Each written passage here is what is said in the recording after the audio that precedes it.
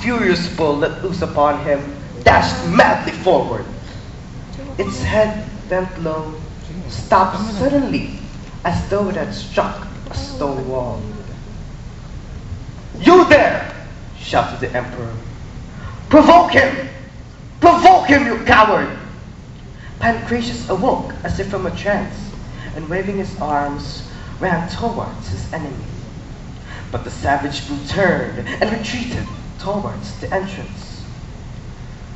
"This is no charm that I wear. It is a memorial of my father, who in this very place that I stand had gloriously made the same confession as the day I humbly made. I am a Christian, and for the love of Jesus Christ, the one true God, I gladly give my life. Do not take away from me this only legacy of my father." "Do try once more, sire. Remember, it was a panther that gave my father his crown." "Yes, a panther. Maybe if you send me a panther, it would bestow the same upon me." For an instant, there was dead silence in the huge arena.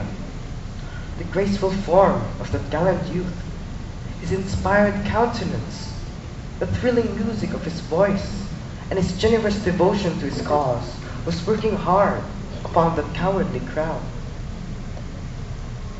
Pancratius felt it. His heart trembled, not because they were angry, but because they might now show mercy. He had promised heaven to himself that day.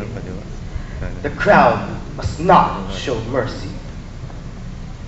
Tears sprang into his eyes, and stretching forth once more his arms, called out in a tone that vibrated every human heart. "Today, oh yes, today is the day of thy coming. Delay not longer.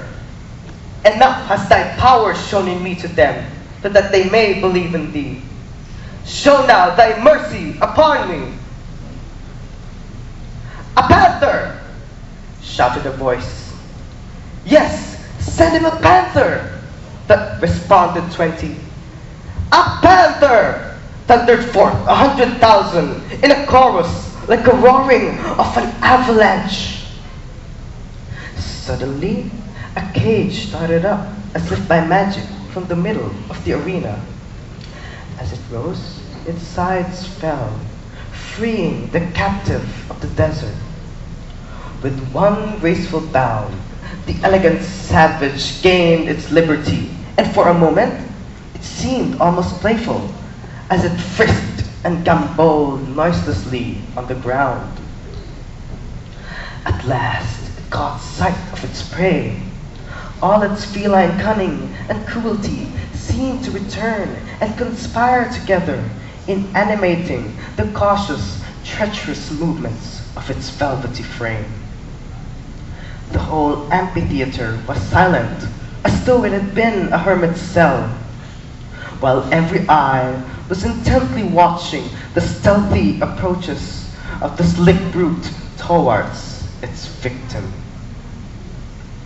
Crouching upon its breast, slowly advancing, paw after paw, it gained its measured distance, and there it lay in breathless suspense.